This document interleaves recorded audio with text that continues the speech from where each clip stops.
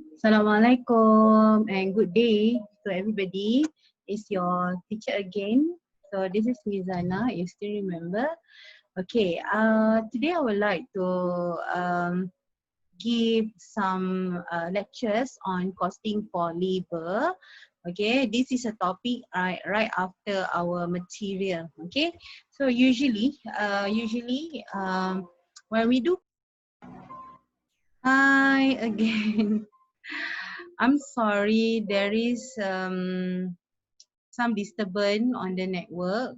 So I have to restart again. So I'd like to share the next topic with you. It's about costing for labor. Okay, during our last previous session, I already teach you how to apply costing for material.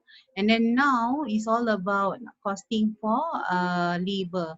Okay, some of the calculation on the product cost and some other services for the costing, usually people tend to forget that they are labor costs, which is you underestimate in your calculation, and in the end, actually you have to pay for the labor. But then you don't know how much you want to pay and what method you should apply when you want to apply for the cost. Right? So I would like to share you some of the screen here. You can refer to your notes. Okay. So I already share you some short note for you. Okay. So this is costing for labor. What we need to cover for today is you should be able, by the end of this session, you should be able to distinguish between direct labor and indirect labor. And then you also can explain the various remuneration method. Sorry, I need to pause this. Okay, method. Okay, remuneration ni usually this method we have several method. Time based, piecework, okay, and then some incentive for your knowledge lah. Okay, and then you'll be able to calculate the remuneration using the different method. Okay, of course you have to calculate because this is cost, okay, related to cost. And then what are the advantage and disadvantage for the various numerant package? Okay, this is also in your textbook. When you come across after viewing my video, you should be able to see some of the differences between one package to another, and you can decide as a decision maker in the company. You should able to decide which scheme is more appropriate to your labor and to motivate them to achieve high productivity in the company. Okay, and then explain the labor productivity and the effect of the labor turnover. This is another part which is about the labor turnover. So when we talk about pusing ganti buruh or the other translation for your labor turnover, you should analyze it in percentile form. So the calculation is in percentage form. Okay. All right. So we go for the first one. Okay. This is the definition between of direct labor and indirect labor. Okay. Okay, I give you some overview lah, some overview. Okay, and then you have the remuneration package. Okay, there are three for you: time based, piecework scheme, and also bonus or incentive scheme. Kita boleh panggil dia bonus scheme ataupun kita panggil dia incentive scheme lah, whichever applicable. Okay, so I gave you some orang kata explanation with the the example and solution, so you can see clearly how to apply for each of the scheme. Okay, done with that, bonus, okay, and then you go with the incentive semua tu kan. Okay, so last kali is about labor turnover. Okay, labor turnover ni ada formula juga, example and the solution I give you already. Okay, so don't worry if you cannot finish this slide, this short note within 30 minutes, you should be able to see the second part of this video. Okay, all right. So what are the differences between direct labor and indirect labor? So easy to explain lah. Direct labor is the person who directly attribute in making the product. So this person usually apa orang kata directly attached to the process of making the product or providing the services. Alright, so this person sometimes we call them a carpenter, okay, production operator, and probably a chef in a restaurant. Okay, for indirect labor pula, these are the person who indirectly attached to the production process. Okay, dia ada dekat kilang tapi dia tak buat barang. So antaranya siapa? Our supervisor. So in a group of people of not a people lah, in a group of operators at the factory, there must be a leader to supervise them. Okay, those supervised job was done by the supervisor. Okay, so this supervisor we call them as indirect labor. Okay, masih lagi dalam manufacturing cost tapi dia di bawah overhead lah, production overhead. So other than that we have managers. Okay, managers biasanya dia akan cover the whole roof lah. Okay, dekat office pun dia in charge, dekat bahagian apa orang kata, dekat bahagian production pun dia in charge juga. Sometimes dekat bahagian sales and showroom juga dia akan in charge. So other than that we have cleaners. Okay, so cleaners ni biasanya dia upkeep our factory. So those costs is related to indirect labor. So you can see the difference. Seorang tu directly attached to the making in making the product, and another part dia tak ada pun buat produk tapi dia masih lagi involved in the process. Okay, in the production process. So done number one. Okay, we go to remuneration method. If you can see here, keep it large. Okay, so remuneration package that you have to learn, we have 3 types. Okay, time based maksudnya bila kita bayar gaji orang tu berdasarkan masa yang telah dia dia spend dekat kita punya pejabat ataupun dekat kilang.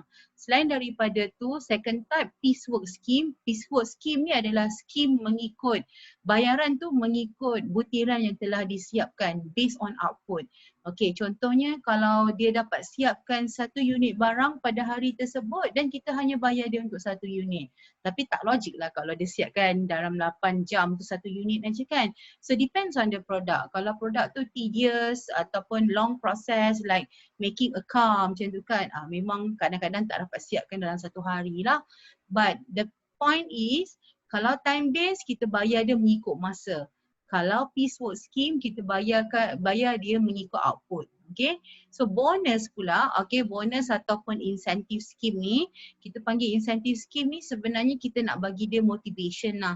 So motivation to the workers so that they give their the most efficient commitment to the company or to the factory, and then we want to be able to pay them.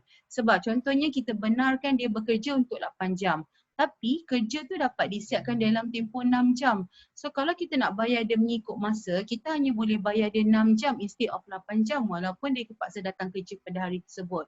So for that reason, we give additional, additional payment. We call them as bonus or incentive scheme. So dia dapat extra money lah kat situ. Okay, so we go one by one. Okay, time base ni, kalau you tengok dekat sini, time base ni ada 2 perkara yang saya nak sentuh. Satu tentang basic pay, yang kedua tentang overtime. Okay, dua-dua kaedah ni memang kita bayar dia guna kaedah masa. So basic pay dulu. Basic pay ni macam gaji gaji yang biasa-biasa kita dapat lah, gross salary lah. So basic pay, what is it? The gross earning computed based on specific amount per hours. Mesti guna per hours lah. Berapa banyak hours yang dia spend tu kita bayar banyak tu. Sama ada per week, per month or ada unit of time. Okay, ikut time. Okay, the amount computed based on the hours work on the job. Okay, berapa banyak dia kerjakan untuk job tersebut. So formula dia kat sini yang saya highlight adalah basic pay. If you want to calculate the basic pay, how many hours they already spend. So time work, hours work ataupun time taken. So sebenarnya terminologinya sama ada you nak guna hours work ataupun time taken kali dengan rate per hours. Rate per hours ni kita nak tahu dia dibayar gaji 1 jam berapa ringgit. So Kalau macam saya, if you want to see me, biasanya 1 jam dalam 120. So orang yang higher hierarchy lagi, 1 jam, if you want to see them, 1 jam tu mungkin you have to pay 400. So lagi tinggi jawatan orang tu, lagi mahal lah dia punya bayaran per hours. If you kerja dekat apa orang kata macam part timer, 1 jam tu dia bayar tak sampai RM6, RM7 pun kan. So itu ikut kelayakan, ikut kita punya plan, apa orang kata remuneration macam tu lah. Okay, I give you an example. So say that we have an employee called Amin. Okay, namanya Amin. He is a production operator who allowed to work 6 hours per day. Okay, his total hours work for the month of June is 120 hours. So untuk bulan Jun, Amin dah bekerja selama 120 jam. Okay, his basic wage rate is RM10 per hour. So untuk setiap 1 jam yang Amin bekerja, dia dibayar RM10. So what is the basic pay for for the month of June untuk kita punya pekerja Amin ni lah. So solution, formula mesti letak time taken kali dengan rate per hours. Time taken dia dah bekerja selama 120 jam kali dengan RM10, so dia dapat patutnya 1,200 lah. So this is the gross payment, gross wage for Amin for the months of June. Okay, settle that. Yang ni simple sajalah, piece of cake. Okay, overtime pula. Overtime ni pula, katalah kita nak bayar, kita bagi dia bekerja, we allow them, kita benarkan dia bekerja untuk 8 jam. Tapi disebabkan urgency on the product ataupun project yang kita nak buat tu, kita terpaksa minta pekerja kita ni stay back. Okay, stay back and then they have to spend more hours, okay, more hours in the office ataupun in the factory to complete the task. So for that reason, we have to pay them. Kita tak boleh bayar dia time taken macam tu je sebab rugilah. Sebab basic rate dia tu contohnya mungkin RM10. Tapi kalau kita guna kaedah overtime, dia punya extra hours tu dia mesti ada special rate. Kita panggil dia overtime premium. Okay, I give you an example. We just go through the notes first. Okay, so overtime is the time work over and above the normal working time. Okay, normal working time tadi saya kata 8 jam. So orang ni bekerja above the normal working time, lebih daripada 8 jam lah. Okay, more than the basic daily requirement. Thus, overtime premium. Okay, ni saya kata ni highlight on the overtime premium is the extra amount paid to the employee for the overtime work. Okay, you mesti bayar dia pada rate, nama rate itu overtime premium. So how to calculate overtime premium? So overtime premium is calculated as a percentage of the extra hours work. So for example, okay, dia bagi example ni macam mana kita nak kira, it being quoted as time and a half ataupun kita quote dia sebagai a time and a quarter. Okay, a time and a half maksudnya ada a time tu represent 100%. A half tu maksudnya extra more 50%. That's why dia kata kat situ a half represented by 50% extra from the basic wage rate. So how to calculate? So overtime kita kena kira dia punya basic pay of overtime, mesti ada basic pay campur dengan overtime premium. So benda baru yang you belajar adalah overtime premium je lah, how to calculate overtime premium. Basic pay tadi kita dah belajar, time taken kali dengan rate per hours lah. Okay, I give you example. Okay, example ni dia special sikit sebab apa? Kita ada dua cara. Okay, ada dua cara, solution number 1 and solution number 2. Okay, just go through the case first. If the basic rate, okay, the basic day rate of an operator is RM5 per hour. So kalau dia kerja biasa-biasa tu, 1 jam kita bayar dia RM5. Okay, overtime is paid at a time and a half. A time and a half maksudnya 1/2. Okay, 1/2. Kalau dia kata a time a quarter maksudnya 1/4 lah. Okay, so yang ini 1/2. So maksudnya daripada rate RM5 tadi tu, dia punya overtime premium adalah extra sebanyak 1.5 ataupun 100 campur dengan 50% lagi. Okay, so he work Okay, he works 6 hours for overtime. Tu dia dah bagi dah. Untuk overtime aja dia dah spend masa selama 6 jam. So calculate the basic wage. Okay, basic wage kena kira and the overtime premium. Okay, his normal working hours is 8 hours. Okay, so waktu bekerja biasa 6 jam. Lepas tu dia extra lagi another 6 hours. So satu hari tu dia dah bekerja selama 14 jam tau. Okay, so tengok solution number 1. So basic pay, you tengok dekat sini kita kira cara yang biasa. This is the basic pay campur dengan overtime premium. Solution number 2, dia guna ordinary wage dengan overtime premium. Lebih kurang juga. Tapi cara pengiraan tu berbeza sikit lah. Okay, see here. Basic pay, dia bekerja, dia punya time taken 14 jam. Macam mana dapat 14 jam? 8 campur 6, 14 kan? So kali dengan RM5 lah. Rate per hour dia RM5. So we got 70. Okay, overtime premium pula 6 jam waktu overtime dia kali dengan RM5 kali dengan 1/2. 1/2 ni extra 50% tadilah. Dia kata a time and a half. Okay, so bila kita kalikan dapat RM15. So 70 campur 15, total wage dia untuk solution nombor 1 RM85. So untuk hari tersebut kita bayar dia RM85 untuk upah bekerja.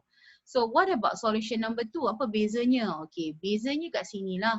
Okay, ordinary wage, okay, untuk gaji yang normal, yang biasa tu, dia bekerja normal hours dia 8 jam. So time taken 8 jam lah untuk normal hours. Kali dengan RM5, you got RM40. And then overtime premium pula 6 jam kali dengan RM5. So kat sini magic yang kita buat. Yang kita adjust ni RM5 ni kali dengan 1/2. Sebab policy untuk company ini kalau kita bayar dia overtime, kita mesti bagi extra money. Instead of RM5 satu jam, kita bagi dia a time and a half.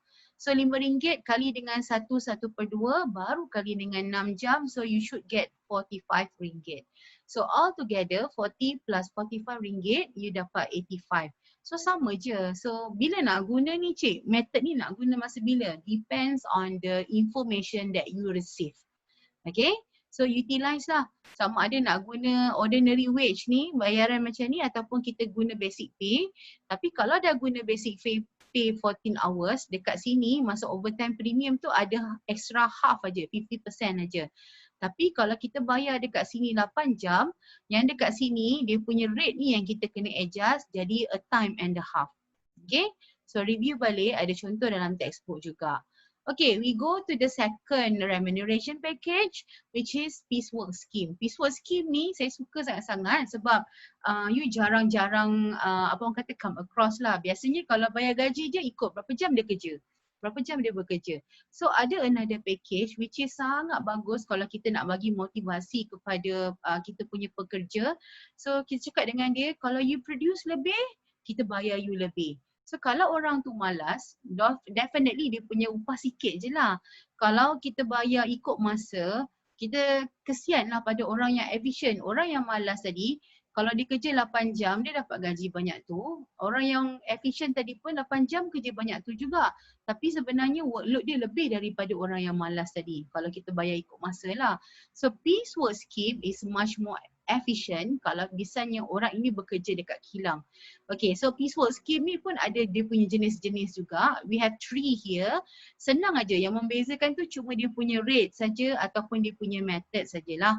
Okay, so this wage is paid on basis of output. Ni yang saya kata output.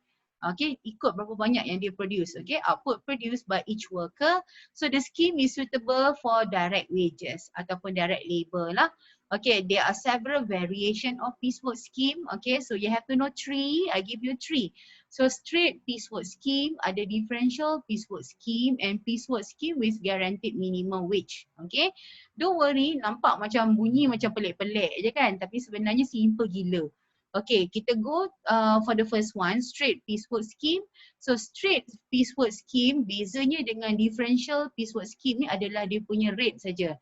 Kalau straight piecework scheme ada satu je rate. So tak kisahlah dia produce berapa banyak, so dia punya rate tetap satu. Tapi kalau differential piecework scheme ni, kalau dia produce lebih banyak, dia punya rate tu lagi mahal. So contohnya untuk 50 unit yang pertama tu kita bayar dia RM1. So the next 50 unit, maksudnya pada unit yang ke-51 dan 100 sampai 100 tu, kita bayar dia slightly higher. Mungkin untuk satu unit kita bayar dia RM1.50. Tu differential piecework scheme. So kalau you jadi workers, takkanlah kita nak produce sikit kan? You know that you need money and if you want to gain more, you have to produce more. So you tak ada masa nak main handphone ke nak pergi toilet pun you tak nak. Sebab apa? In your mindset, you will increase your productivity and this is payment for individual. So tak ada kena-mengena dengan orang lain. Bayangkan Okay, go for the straight piecework scheme. Okay, straight piecework scheme ni simple je. Dia kata an employee is paid on basis of output. He can earn more if he produce more and earn less if he produce less. Simple je rules dia. So piecework wage, okay tadi tu basic wage dengan overtime kan. Bila sampai piecework kita panggil dia piecework wage. Okay, upah berdasarkan piecework, berdasarkan butiran. Okay, unit produce. Tadi kita guna hours kan. Yang ni kita kira based on unit produce. Berapa banyak output dia. Kali dengan piecework rate per unit. Untuk satu unit, berapa yang kita bayar. Okay. So go for example. Okay, so kertas putih sendirian berhad pays its workers on piecework scheme at rate of RM5 for each unit produced. Okay, untuk satu unit yang dia produce, dia akan bayar RM5. Oh, quite mahal kan? Okay, during the first week of June, Alia produced 80 unit. Bala produced 102 unit. And Celia produced 96 unit. So, you need to compute the wage payable for these employees. So solution, you tengok macam mana saya arrange saya punya solution. These are the piecework wage on the first week of June. Yang ni bukan untuk gaji sebulan tau. Ini upah dia untuk satu minggu pada bulan Jun, minggu yang pertama. So Alia tadi kan kita kena ambil unit kali dengan piecework rate kan. So Alia 80, Bala produce 102 unit, Celia dia produce 96 unit. Kita punya rate tu single, straight aja. So semua orang akan dapat rate yang sama. Kali dengan RM5, so dapatlah 400, 510 dan 480. Okay. So yang ni simple je sebab we want to pay for individual. Okay. So this is the outcome lah. Okay. We go to the second part. So second part, differential piecework scheme. Differential, okay. So piecework rate is vary, okay. Bukan vary at different level of efficiency. So lagi efficient, lagi tinggi dia punya piecework rate. Okay, just remember that. The aim is to provide incentive to employee to increase their output by paying higher rate to increase level of production so that okay, we can reach to the maximum production. Okay, yang paling penting dia akan buat kerja tu betul-betul, dia akan pastikan kita punya production target has been met. Again, dia takkan sia-siakan material yang kita gunakan tu sebab dia tahu lepas barang tu disiap, dia kena lalui quality control, QC. Okay, quality control accept dia barang, baru dapat bayaran. Kalau reject, memang tak dapat apa-apa. Okay, so I give you an example. So Kadir produced 230 units of output. The rate will be paid as follows. Okay, ini hanya untuk Kadir je, bukan untuk ramai-ramai pekerja. Okay, you kena study dulu macam mana nak faham pembayaran guna piecework rate, guna differential ataupun level piecework rate ni. Dia kata up to 100 unit per week, 40 sen untuk satu unit. Okay, maksudnya daripada item nombor 1 sampai 100, kita bayar dia 40 sen. Okay, pada unit yang berikutnya, 101 to 50. So maksudnya lagi the next 50 unit lah. Okay, next 50 unit kita bayar dia 60 sen. See, the rate has been expensive now. Okay, the following 151 until 200. So in a simple word, for the next 50 units lagi, kita bayar dia 80 sen per unit. Okay, the following 201 and above, maksudnya kalau you produce lebih daripada 200, kita bayar dia RM1.50. Oh, beza gila dia punya rate kan. Okay, solution. So this is the piecework gross wage for Kadir. Okay, the first 100, you tengok dekat sini. Dekat sini saya susun untuk unit saja. Untuk sini RM-nya. Okay, so we want to check whether unit ni tally tak dengan soalan. Soalan kata Kadir produce 230. So dekat sini pun you make sure ada 230 baru selesai. So the first 100 kali dengan 40 sen dapat 40 ringgit. Next 50 unit kali dengan 60 sen dapat 30 ringgit.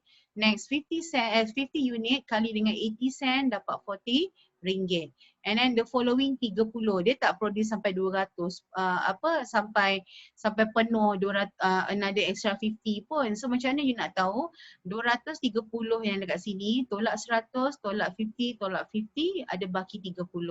So yang 30 kali dengan RM1.50 dapat 45. So all together total wage that Kadir should receive is 155.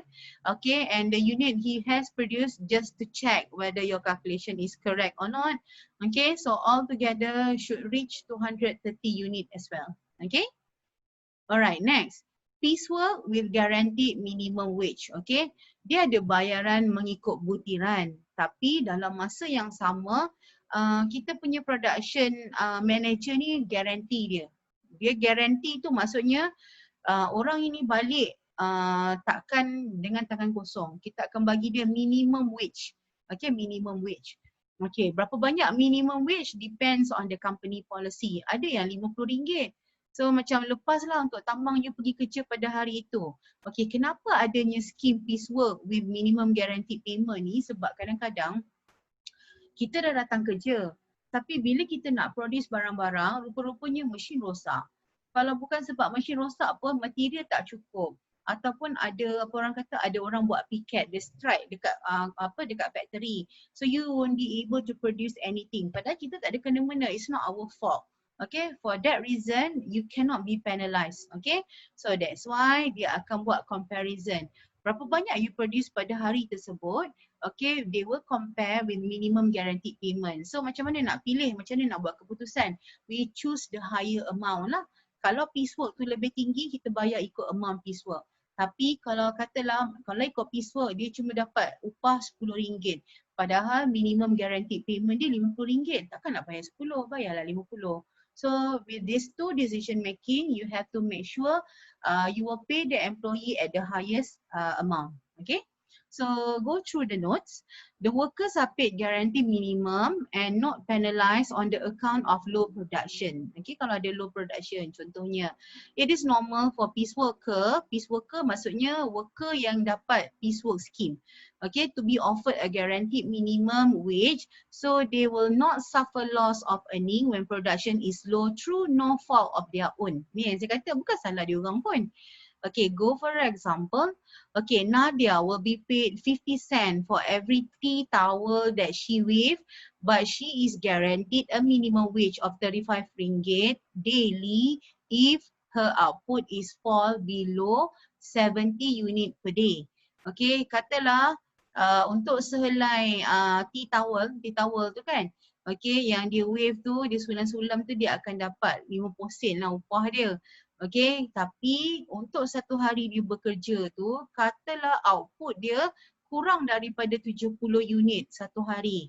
So dia akan dapat entitled sebanyak RM35 upah. Yang tu minimum guaranteed payment. So what will be her wage if she produce 140, 50 and 60 unit per day. So kita buat table lah, senang. So these are the gross wage for Nadia according to the units. Okay, so kita ada 3 column here. 140 kalau dia produce 140, kalau dia produce 50 ataupun kalau dia produce 60. So macam mana nak compare, you tengok saya buat kat sini. Mula-mula kita kira piecework wage. Okay, piecework wage dulu. Lepas tu or kat sini atau, sebab kita tak tahu nak bayar yang mana, kita letak amount minimum guaranteed payment and then we do the comparison. Okay, we go one by one. So kalau lah Nadia ni produce 140 unit, kali dengan 50 sen dia dapat upah RM70 untuk hari tu. So antara 70 dengan minimum guaranteed payment yang telah dijanjikan, yang mana lebih tinggi? Yes, okay, RM70. So the decision I put here is piecework wage. Okay, so kalau dia produce 140 units, okay, dia akan dapat upah sebanyak RM70 according to the piecework wage. Okay, kalau 50 unit pula, 50 kali dengan 50 sen dapat RM25 je. RM25 compare dengan 35. So memanglah minimum wage lagi tinggi kan, minimum guaranteed payment lagi tinggi. So kita bayar dia RM35 upah pada hari tersebut berdasarkan minimum guaranteed amount. Okay, so untuk 60 unit pula, 60 kali dengan 50 sen, so she should receive RM30. However, if you compare it to minimum guaranteed payment of RM35, so the minimum guaranteed payment shall be paid to her. Okay, so RM35. So simple je kan. So you calculate the piecework wage first and then you compare with the minimum guaranteed payment and then you do the decision how much you have to pay for this employee. Okay, and do the decision kat bawah ni. Kalau you guna piecework, tulis piecework lah. Kalau minimum guaranteed, letak minimum guaranteed. Okay? Okay. I think I should end this. I will continue the bonus scheme into the second video.